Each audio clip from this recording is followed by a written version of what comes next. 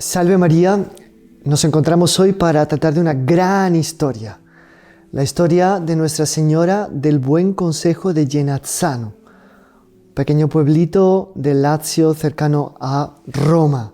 Es una gran historia porque es una historia hecha de milagros, milagros comprobados, de prodigios y sobre todo de una gran devoción, y es la Virgen del Buen Consejo. Genazzano es una ciudad pequeñita del Lazio, muy bonita, como muchas de las ciudades italianas, montada en el pico de un cerro. Y allí, el 25 de abril de 1467, un fresco de la Virgen llevando al niño milagrosamente aparece en una iglesia medio reconstruida y medio en ruinas. Y esto mientras improvisamente y fuera de tiempo suenan las campanas de la parroquia, la iglesia de la Santa Croce, que está literalmente a 2 pasos de lo que sería la futura basílica de Nuestra Señora del Buen Consejo.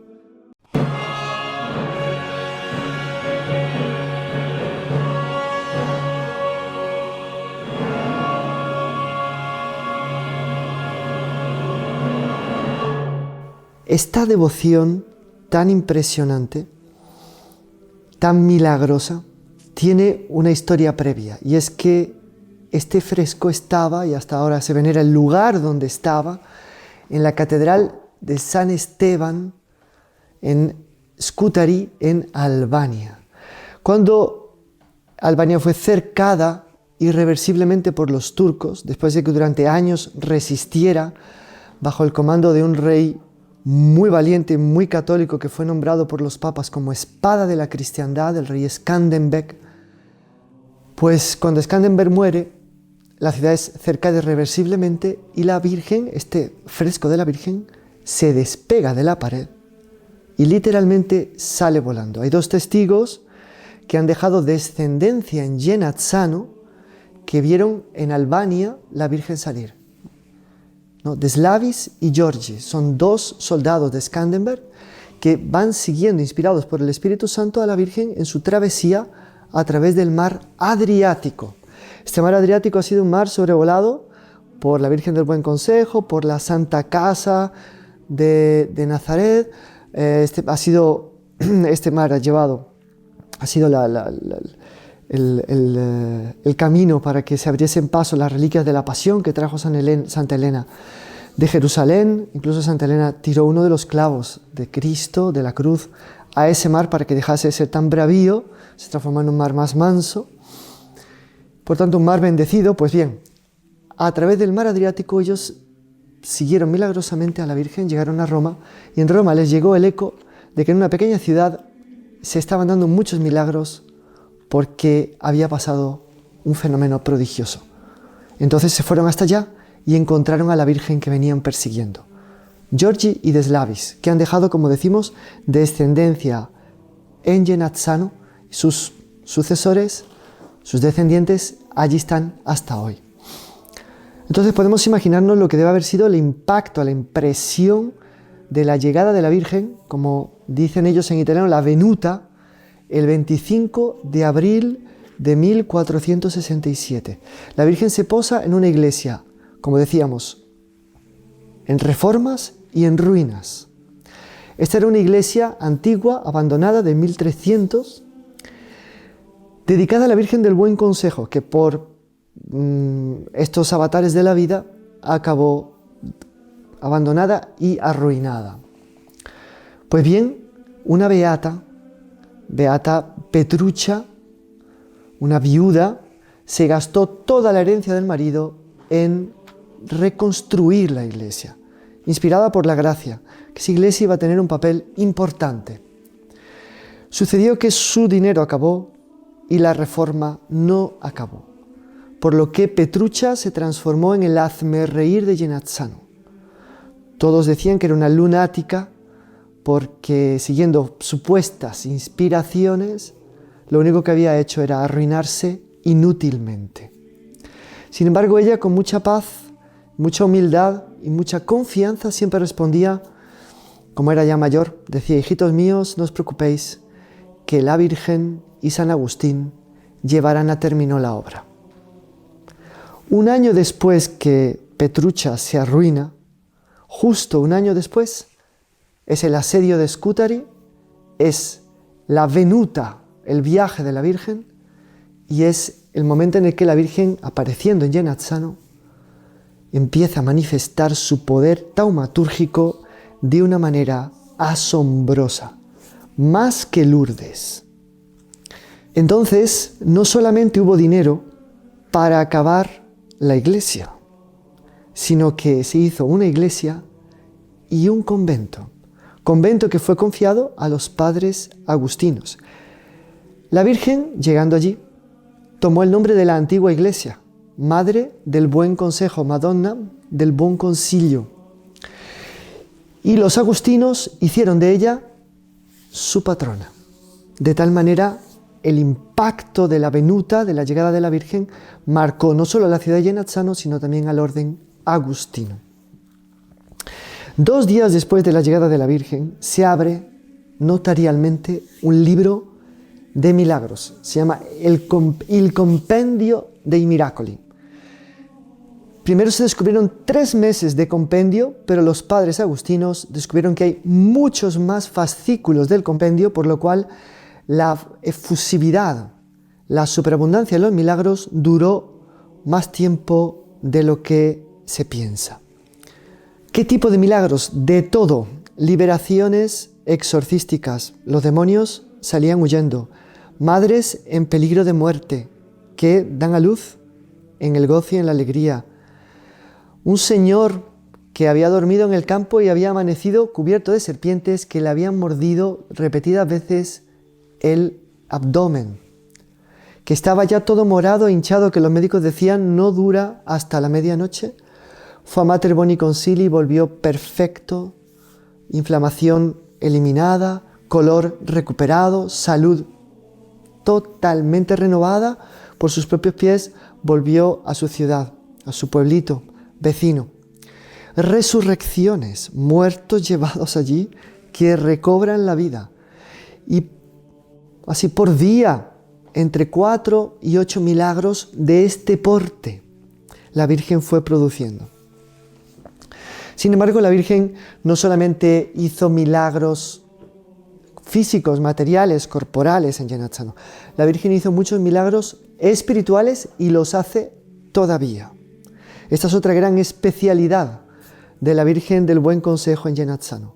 Es tocar profundamente los corazones de aquellos que ya son devotos, que son buenos, aproximándolos aún más, mucho más a su amor materno, a su cariño materno, a su ternura materna, infundiendo una confianza, una paz y una tranquilidad que les permite y les consiente de superar las dificultades más grandes con la certeza de la victoria. A tantos pecadores, arrepentimientos, conversiones, pero conversiones de verdad. De grandes pecadores a grandes católicos, grandes devotos, a la San Pablo. Los papas, durante toda la historia, fueron muy devotos de la Virgen. El Papa Clemente XIV quiso que se beatificase a la beata Petruccia en el 1700, años 1700. Pero después varios otros papas acudieron a la Virgen, notadamente antes del Concilio Vaticano I, Pío IX. También Juan XXIII fue antes del Concilio Vaticano II.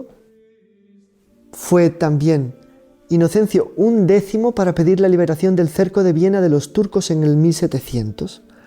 Y fue atribuida la victoria de Viena a la Virgen del Buen Consejo.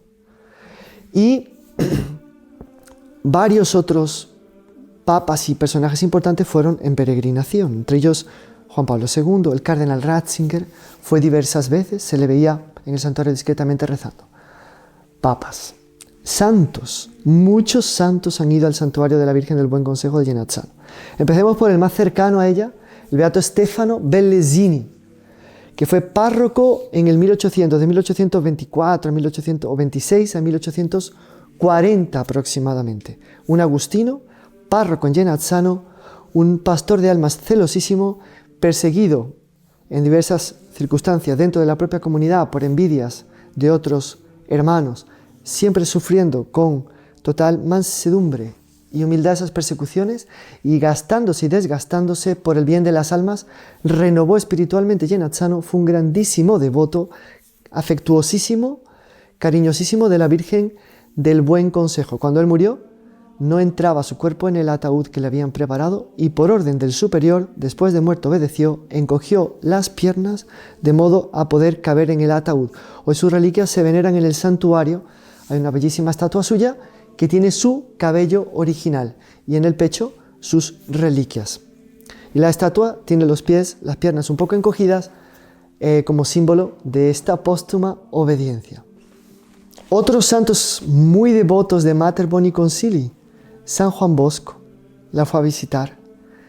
Y otro santo también, discípulo de San Juan Bosco, muy devoto de Mater Boni Concili, San Luis Orione, quien ya en el siglo XX, frecuentemente cada vez que venía a Roma a visitar al Papa San Pío X, etc., iba a Genazzano, y mientras los padres agustinos comían, él se quedaba solito delante de la Virgen, hasta que en una ocasión un padre agustino que se había olvidado algo en la iglesia volvió a recogerlo y encontró que San Luis Orione estaba suspenso en el aire, en éxtasis, totalmente absorto en el amor de la Santísima Virgen María. Pero no solo ellos, hay una cantidad enorme de santos que han ido a visitar el santuario y que están puntualmente recordados en la capilla del Beato Stefano. En el santuario hay una capilla dedicada al Beato Stefano, y en esa capilla están los cuadros de tantos o venerables, o santos, o beatos, o bienaventurados, o fundadores que fueron a encontrar devotamente a la Virgen del Buen Consejo y que eran sus asiduos devotos.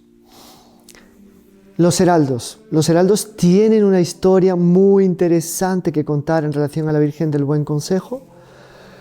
El doctor Plinio, que como todos sabemos es el padre, por así decir, primer fundador, o sea, el que le ha dado todo el espíritu, toda la vitalidad a la obra, a Monsieur Juan, el fundador directo de los heraldos, y a toda la obra, pues él fue muy consolado en un momento de una desolación espiritual terrible por la Virgen del Buen Consejo, que le infundió justamente la certeza de que ella le llevaría a cumplir plenamente su misión. O sea, que todo lo que Dios esperaba de él, ella le iba a ayudar para que él lo diera, que llegara hasta el final de su misión. Es una gracia que recibió en el año de 1967, justamente pues 500 años después de la venida de la Virgen del Buen Consejo, y que va a marcar la vocación de Dr. Plinio y la vocación de toda su obra, porque gracias a esta iluminación interior que le infundió tanta paz, tanta certeza y tanto amor por la Virgen, toda la obra persiste hasta hoy. Todos vivimos de la confianza que le fue infundida a él en este año, en diciembre de 1967. Monsieur Juan, sabiendo de esto, cuando vino a Europa más adelante, fue a visitar a la Virgen del Buen Consejo varias veces.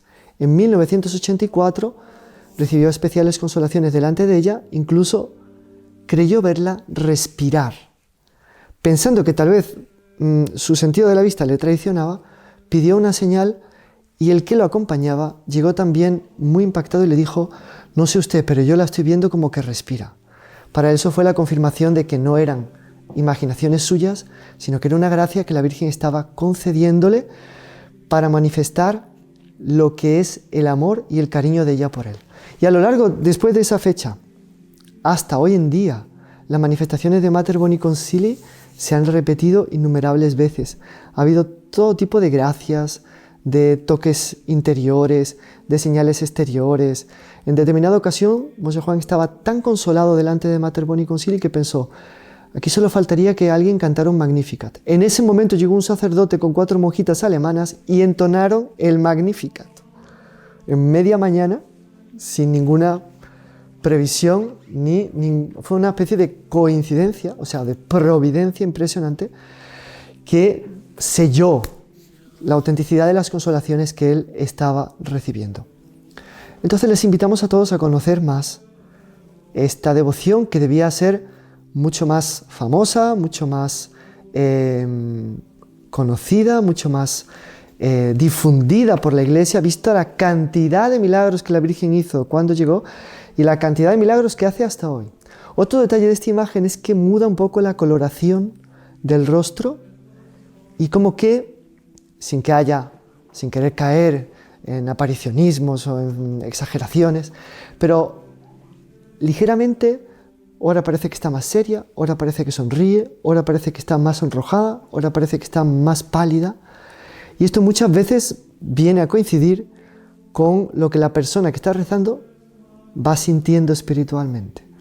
Y como que es un modo de sonreír, por así decir, espiritualmente de la Virgen al devoto que está allí delante de ella. A tal punto que varios pintores dijeron que era muy difícil copiarla por esa como que multifaceta de su rostro, que ahora se manifiesta de una manera, ahora se manifiesta de otra.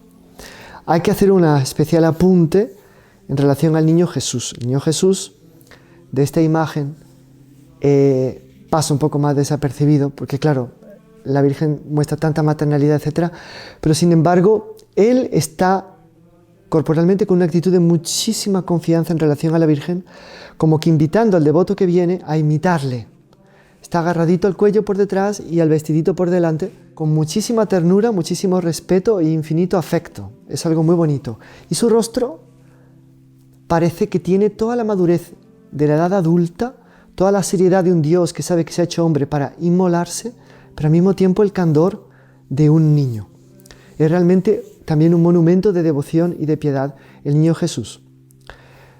Insistimos, les invitamos a tener más devoción a esta advocación de la Santísima Virgen y a apegarse muchísimo a la Madre del Buen Consejo, que puede aconsejar, dar gracias, iluminar, curar, convertir, en fin, tiene un manantial de gracias insondable para darnos. A propósito de los buenos consejos, recordar que varios santos recibieron consejos de ella. San Luis Gonzaga, por ejemplo, dirigiéndose a ella, no en Genazzano, en este caso en Madrid, hay una copia en Madrid, en San Isidro, en la Basílica de San Isidro, en la Colegiata de San Isidro, hay una copia de la Virgen del Buen Consejo, tallada esta vez, no pintada, sino tallada. Pues San Luis Gonzaga le pidió consejo allí y oyó claramente la voz de la Virgen. Él le preguntaba cuál orden religiosa debía entrar. La Virgen le respondió: entra en la compañía de mi hijo. Y allí en la Colegiata de San Isidro hay dos placas más de otras dos beatas que antes de fundar congregaciones religiosas fueron allí y recibieron la confirmación de la Virgen de que debían fundar. Entonces, es una advocación muy querida a la Virgen, que tiene mucho que ver también con el Espíritu Santo, porque allí cerquita de la capilla de la Virgen hay un cuadro impresionante de Pentecostés, que es muy tocante, y la Virgen de Buen Consejo como que tiene mucha relación con el Espíritu Santo. Incluso en el altar de ella arriba hay una palomita del Espíritu Santo en bronce, y por tanto que ilumina, fortalece, concede a través de ella el Espíritu Santo todos sus dones, el don de sabiduría, o sea, poder saborear cuánto ella nos ama, cuánto ella es buena, cuánto ella es pura, cuánto ella es santa, cuánto ella fue sacrificada, cuánto ella nos amó dando a su Hijo en la cruz. El don de ciencia, se iluminan las mentes, el don de entendimiento, se entiende mejor las Escrituras, y así va el don de fortaleza, el don de consejo, el don de temor de Dios, en fin, los 7 dones. Los 7 dones son concedidos superabundantemente a través de esa advocación de la Virgen. Así que apeguémonos a ella, tengámosle mucha devoción y veremos los resultados, serán resultados maravillosos, resultados extraordinarios. Y por intercesión de la Virgen del Buen Consejo, la bendición de Dios Todopoderoso, Padre, Hijo y Espíritu Santo, descienda sobre vosotros y permanezca para siempre. Salve María.